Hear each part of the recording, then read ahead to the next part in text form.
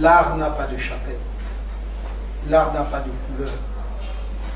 Quand un humoriste fait rire, il fait rire tous ceux qui sont sensibles à l'humour. Quand un musicien vous fait vibrer, parfois dans une langue que vous ne comprenez même pas, mais seulement son talent lui permet de communiquer avec vous, ça n'a rien à voir avec les engagements politiques. Je sais que nous avons un très long chemin dans notre pays à faire pour convaincre tout le monde de cette façon de penser, mais nous devons y arriver. Parce qu'on ne peut pas faire autrement si nous voulons construire un pays uni, un grand pays. Donc je voudrais commencer par là, vous remercier d'avoir répondu à cette invitation. Mais je voudrais aussi vous remercier pour ce que vous faites. Pour ce que vous faites, pour ce que vous êtes. Dans le contexte difficile qui est le nôtre. Et qu'il l'est encore plus pour vous. Parce que je sais que le monde des artistes ne reçoit pas l'accompagnement dont il a besoin, si tant est qu'il en reçoive du tout. Mais quand, dans ce dénuement, vous arrivez à avoir les performances que vous avez, à sortir la tête de l'eau, à émerger l'eau, je pense que nous devons être humbles devant vous, parce que c'est d'abord un sacrifice personnel de pouvoir emprunter une voie dans un environnement qui n'est pas nécessairement celui qui amène soit à la gloire, soit à la fortune. Mais vous l'empruntez d'abord parce que vous l'avez en vous-même en tant qu'artiste, mais aussi parce que vous croyez que l'art est une dimension fondamentale, incontournable de toute société humaine. Et je pense qu'il est temps que les pouvoirs publics s'intéressent à ce que vous faites, non pas seulement pour animer ponctuellement des manifestations, c'est déjà cela, mais avec une vraie politique qui permette de hisser l'art au niveau où il doit être, comme je le disais tout à l'heure. Quand vous regardez l'histoire de l'art, vous prenez quelqu'un comme Molière, qui était un dramaturge. Louis XIV n'était pas forcément son ami. Mais il a trouvé, mais Louis XIV le finançait. Et il écrivait, y compris des représentations à la cour. Mais il trouvait les moyens de se moquer des mœurs de la cour sans heurter le roi. C'est ça l'artiste. C'est ça l'artiste. C'est celui qui arrive dans ces conditions-là, dans un tel environnement, à faire passer le message fondamental.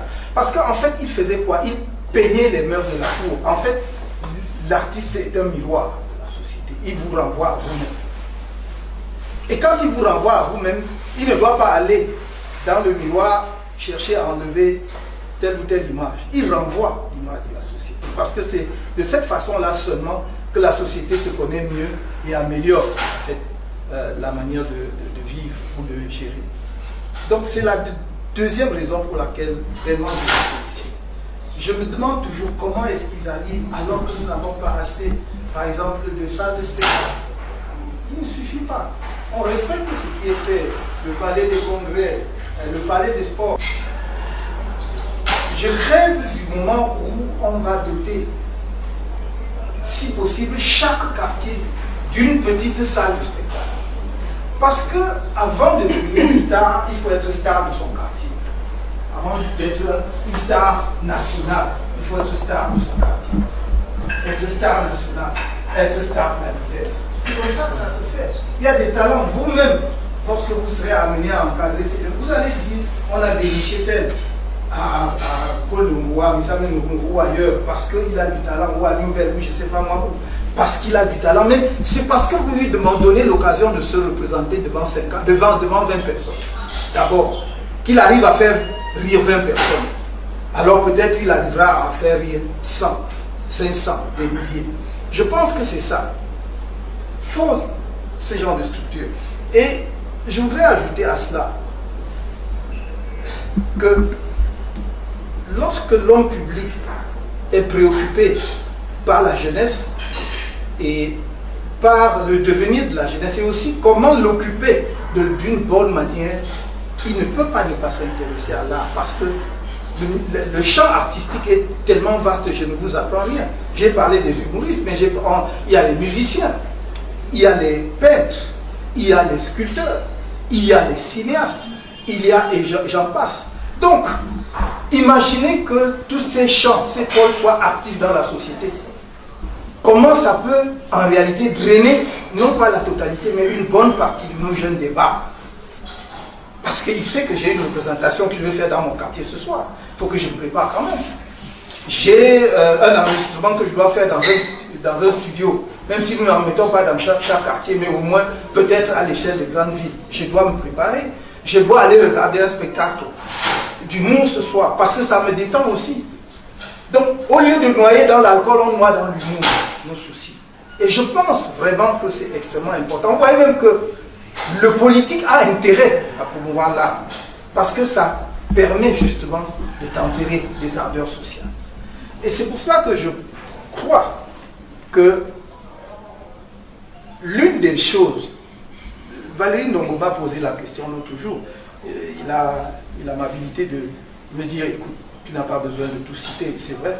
Mais il me demandait quelles sont les premières mesures que vous prenez. Parmi ces mesures, si j'avais déjà un projet, je ne peux pas l'élaborer à votre place, mais si un projet prêt, parmi les premières mesures, c'est de signer le statut des artistes. De signer le statut des artistes. On en a parlé en 2018, j'en ai parlé avec d'autres personnes du monde de l'art, c'est une priorité. Il faut sécuriser les artistes. Est-ce que c'est normal que nous soyons dans une société où des gens nous font plaisir, soit par leur musique, soit par l'humour, soit par d'autres choses, et qu'à la fin, il manque une prise en charge adéquate lorsqu'il est malade? Juste. Parce qu'il n'y a pas de protection. Est-ce que c'est normal que nous soyons dans une société où, lorsqu'on a fini sa phase active d'artiste, on meurt dans le dénuement absolu? Combien d'entre vous, des artistes, arrivent à s'en sortir jusqu'à des âges avancés? Il faut toujours... J'ai vu à l'époque, quand ça a circulé, Anguéa la route, on me disait qu'elle était à l'hôpital, quelque part, il y avait rien. Il faut vraiment que nous fassions attention à cela. Et je regarde le monde de l'art au Cameroun. Moi qui aime l'art, et je ne suis pas dans la flatterie, ceux qui me connaissent savent. Quand je lui ai dit que j'ai 2 tableaux de Francis Bella, ce n'est pas pour faire la vantardise, je les ai acquis. Mais parce que j'aime la peinture, parce que j'aime la musique, parce que j'aime... Mais seulement, où est-ce que je trouve les peintres camerounais? J'ai acheté les tableaux de Mbela. Il y a quelques années, il exposait ici à l'ancien palais présidentiel, qui est devenu le musée national. C'est comme ça que je suis tombé tout à fait par hasard. Sinon, qu'est-ce qu'on vous dit? Il faut qu'une ambassade étrangère organise un petit vernissage dans son centre culturel pour qu'un ou deux peintres camerounais aillent. C'est normal. Où sont nos lieux de vernissage? Moi, j'aimerais le savoir. Je n'ai pas les moyens, mais ne serait-ce que même par ma bouche, ma présence, mes encouragements, j'aimerais dire vraiment ce que vous faites est formidable. L'artiste aussi a besoin de cela. Mais je ne sais même pas où est-ce qu'ils exposent. Il faut des salles de vernissage. Il faut des lieux de vernissage. Je voudrais voir les sculpteurs camerounais. Lorsque nous allons réellement développer une œuvre monumentale dans nos villes, c'est-à-dire en fait avoir des monuments, de mobilier monumental dans nos villes, il ne faudra pas qu'on commande seulement à l'étranger. Parce que ce que je vois à l'heure actuelle, ce ne sont pas des monuments. C'est fait par des amateurs qui aiment bien, mais ils ne sont pas formés. Et donc quelqu'un, on vous dit, bon ok, moi je veux un lion à cet endroit, on va vous faire un chat, ou je ne sais pas moi, ça ressemble à... Il faut vraiment qu'on travaille à cela. Et je suis sérieux, si parmi vous, vous en avez, qui sont des peintres, des sculpteurs, qui savent où ils sont, comme le dit, j'aimerais avoir ces programmes-là. J'aime bien ça. Il n'est pas normal que votre clientèle ne soit que des diplomates étrangers. Il n'est pas normal que demain, les plus beaux tableaux des artistes camerounais se retrouvent seulement encore dans les musées à l'étranger. On ne pourra même plus se battre, parce que cette fois-là, ce n'est pas à cause de la colonisation, parce que vous aurez vendu aux étrangers. C'est ça la vérité. Quand vous allez gagner en valeur sur le marché, les Camerounais n'auront pas vos tableaux, n'auront pas vos sculptures. Parce qu'il y a des gens qui aiment, mais qui ne savent même pas où est-ce qu'on trouve ça. Donc, moi, je pense qu'il est vraiment temps que nous regardions ces choses-là de près, que nous travaillions pour que, je parlais tout à l'heure des conditions dans lesquelles finissent les artistes, pour que peut-être quelque chose qui pourrait s'inspirer même de ce qu'on appelle ailleurs les intermittents du spectacle, peut-être puisse exister, que ça donne une petite protection à quelqu'un qui, pendant qu'il était actif, était un produit et qui à un moment donné ne peut plus, soit par maladie, soit pour des tas de raisons. Donc, c'est extrêmement important. Je vous ai parlé du statut des artistes, je vous ai parlé des salles de spectacle. Ça, on va le faire. À coup sûr. Parce que ça n'est pas le chapitre le plus élevé du budget d'un État. Ce n'est pas des bâtiments, je ne sais pas moi quoi. C'est de bonnes salles conçues avec l'aide des artistes qui doivent nous guider pour savoir comment faire une bonne salle insonorisée dans un quartier qui peut prendre 100, 200 personnes. On ne vous demande pas de faire des immeubles de 10 étages, mais pour permettre à la jeunesse à la fois de prester en tant que musicien, en tant que humoriste, en tant que théâtre, etc., etc. Ça, nous pouvons le faire. Croyez-moi, ça ne demande... Même si vous prenez seulement Yaoundé, vous voulez le faire, ça ne va pas vous prendre 1 milliard. 1 milliard, c'est quoi au Cameroun? C'est devenu l'argent de poche de beaucoup de gens. Donc, on peut le faire. Je disais également, à des niveaux supérieurs. Vous êtes naturellement talentueux. Donc, de Dieu, de la nature, tout ce que vous voulez. Mais nous savons tous que dans chaque branche de l'art, il y a des canons. Il y a une formation qu'il faut acquérir. C'est pour ça que je tiens beaucoup à cette idée d'académie, avec les conservatoires, l'académie du des conservatoires. Vous voyez, vous allez dans une ville, nous aimons citer Paris parce que, bon, pour des raisons historiques, vous allez voir combien d'écoles de musique. Entre écoles privées et écoles publiques, il y en a partout. Il faut introduire l'art dès l'école primaire. Ce n'est pas, on n'attend pas de... Non, il faut introduire l'art dès l'école primaire. Quand vous voyez un enfant de 4 ans, 5 ans à jouer du piano comme une virtuose, c'est parce qu'il a eu l'instrument à sa disposition très tôt. Il y a beaucoup de nos enfants qui pourraient en faire autant, sinon plus. Donc c'est vraiment une autre approche de cette affaire-là qu'on veut avoir. Et je vous le dis, ce n'est pas par racolage politique, c'est parce que j'y ai réfléchi longuement et je me rends compte que ce n'est pas si cher que cela. C'est-à-dire, vous verrez que ce n'est pas la chose la plus chère. Mais ce qui est extraordinaire, c'est que le nombre de personnes que ça touche, c'est sans comparaison. Je disais, il faut, bien que nous ayons à côté de nous un géant du cinéma aujourd'hui, c'est-à-dire le Nigeria, il doit y avoir justement des lieux où nous faisons naître, en tout cas grandir, parce qu'il est déjà né, grandir et se développer le cinéma camerounais. Songez que, vous voyez, si nous prenons dans l'Afrique centrale, dont nous relevons et francophone, nous sommes un des rares à pouvoir offrir ça. Si je laisse un peu la République démocratique du Congo, dont je ne connais pas tous les méandres, il faut donc que nous le fassions. Parfois, les gens sont là, ils regardent le Cameroun, on nous attend et nous ne sommes pas au rendez-vous. Donc, il faudrait vraiment que nous ayons... Et moi, mon expérience est basée sur ce que j'ai vu à Calabar, il y a une quinzaine d'années, quand ils ont mis en place leur studio. C'était un jeune gouverneur de l'État de Cross River qui nous a amené visiter. Qui nous a amené visiter. Et il le faisait également avec une zone économique, une zone industrielle où il y avait pratiquement 200 entreprises qui étaient déjà installées. Il y avait des studios de production de films parce qu'en dehors de Lagos, il y a ça. C'est les deux grands pôles.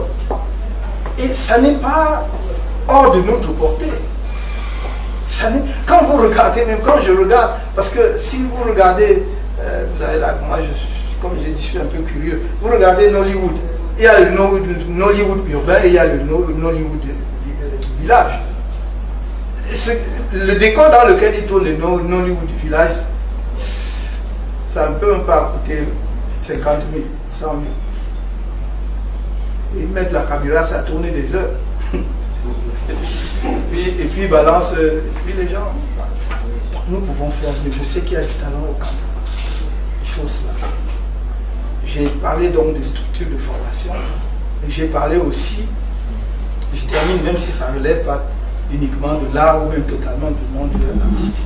Je pense qu'il n'est pas normal qu'un pays comme le Cameroun ne soit pas en Afrique un des grands pôles culturels, notamment de destination. Nous n'avons pas un festival de niveau mondial. Est-ce que c'est normal? Abidjan est devenu pratiquement la seule plateforme de référence dans le monde francophonie, capitale, la musique urbaine, le festival de ceci, tout ça, c'est Abidjan. Mais regardez l'histoire, regardez un peu notre histoire, votre histoire, et regardez tout ce qu'il y avait déjà au Cameroun alors que les autres n'y étaient pas. Et maintenant, nous n'avons pas été capables de créer un événement, un rendez-vous annuel de niveau mondial. Demain, il faut que vous les artistes, vous nous aidiez à dire dans tel domaine. On peut faire sans répéter ce que les autres font déjà. Concevoir quelque chose qui soit original. J'ai dit dans mon programme 2018, je le redis, pour moi, Yaoundé devra être la capitale culturelle. Et voilà la capitale économique et financière de l'Afrique. Voilà les 2 points. Et donc à partir de là, vous devez avoir au moins, je dis bien au moins, un événement de niveau planétaire. Ici, à Yaoundé. Sans compter les événements de niveau continental. On peut le faire, on doit le faire. Et on y mettra les moyens. Vous arrivez à faire la promotion d'un pays comment si vous n'avez pas un événement culturel de niveau planétaire. Un rendez-vous. Avec le Burkina Faso a réussi à faire le FESPACO. Que vous l'aimez ou pas, vous pouvez l'inviter. Vous dites que c'est le dernier pays du monde, mais le FESPACO est connu dans le monde entier. Et nous.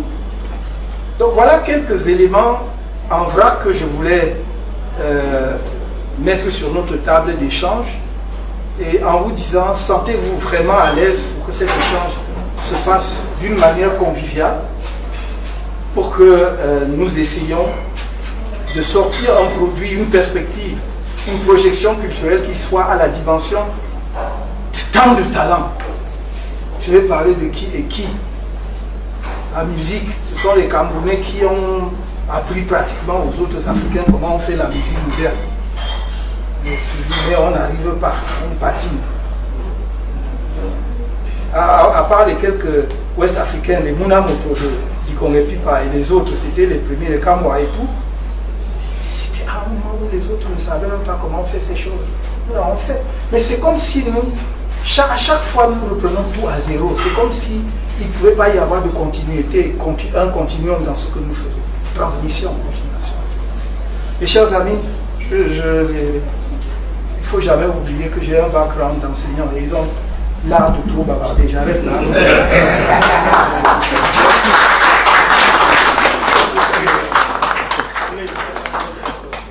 Et que ça va être un accélérateur de notre développement. Je disais hier, de sécurité informatique. Parce que le danger, c'était que, faute d'une sécurisation suffisante, qu'on puisse effectivement entrer. Et ça, il y a plein de Camerounais à l'étranger que je connais qui sont très très forts dans la sécurité informatique, qui travaillent pour de grands pays. Ici, le font, là-bas, pourquoi est-ce qu'ils ne pouvaient pas? Et même au Cameroun, il y en a.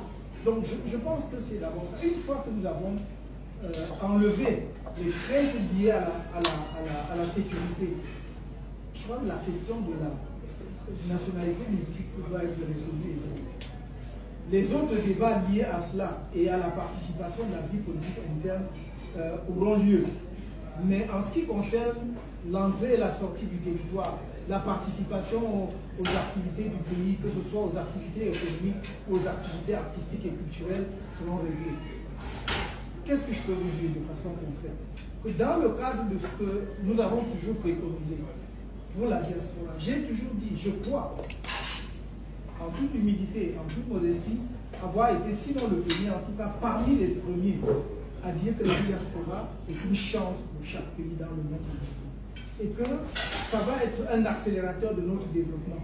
Parce que, non pas parce que les Camerounais de la diaspora sont plus intelligents que ceux qui sont restés au pays, mais parce qu'ils ont l'avantage par rapport aux autres de s'être frottés à d'autres expériences extérieures qui leur permet aussi de se mettre plus rapidement au diapason de la compétition mondiale.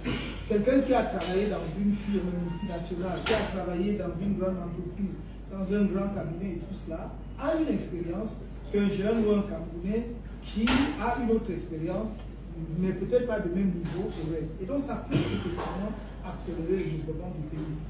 Cela veut dire quoi concrètement? C'est que nous devons mettre en place les instruments qui permettent à la diaspora de revenir en toute confiance. Nous avons parlé, par exemple, soit d'une agence de la diaspora, c'est ma préférence. Certains préfèrent parler d'un secrétariat d'État. Mais moi, je crois que l'agence a l'avantage d'être plus en prise avec la réalité, à répondre. Parce que l'agence va vous, par exemple, vous guider lorsque vous venez en ce qui concerne, par exemple, l'acquisition foncière, pour que vous n'alliez pas tomber entre les mains justement d'aventuriers qui vont vous vendre des terrains qui ne leur appartiennent pas. L'agence va vous permettre, avec son système de guichet unique, de pouvoir démarrer votre usine. À mon avis, si vous l'avez déjà réellement pensé et tout, dans les 3-6 mois qui viennent. Je dis, il n'y a aucune raison pour qu'un Camerounais qui a étudié son projet, qui a des financements, passe encore un an à marcher dans l'administration pour avoir les autorisations nécessaires. Et c'est ça qui va accélérer l'industrialisation et créer de l'emploi pour les jeunes. Car au final, ce qui nous intéresse, qu'est-ce qui intéresse pour moi, un dirigeant, c'est que le secteur privé joue son rôle, gagne de l'argent, mais crée des emplois pour les jeunes, mais paye les impôts pour s'occuper des questions sociales, c'est-à-dire la santé et l'éducation. Voilà le deal. Si on fait comme ça, tout le monde est gagnant.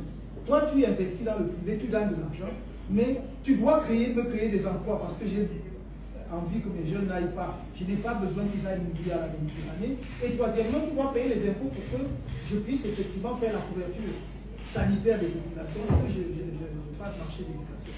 Voilà le deal. Moi, j'ai aucun autre intérêt pour ça. Donc, si les gens de la diaspora viennent, ils ont des projets, ils veulent investir par exemple dans l'art, la musique, ils veulent être producteurs, ils veulent promouvoir des salles de spectacle et tout, on doit faciliter cela. Il n'y a aucune raison pour qu'ils mettent 6 mois, 1 an à le faire. Donc voilà ce que je dirais. Nous avons d'ailleurs dans ce même esprit préconisé la création d'un mécanisme financier de la diaspora, d'un fonds de la diaspora. Peut avoir un fonds spécial de la diaspora. Géré par la diaspora, il ne s'agit pas pour l'État de lui, mais que l'État l'encadre.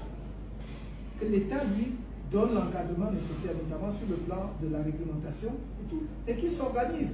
Parce qu'on peut aussi être un jeune de la diaspora, on rentre, on n'a pas assez d'argent, mais on a de très bonnes idées, on a un bon projet. Au lieu de passer par le circuit bancaire traditionnel qui peut être compliqué, personne ne vous connaît encore. Parce que la banque fonctionne aussi comme ça.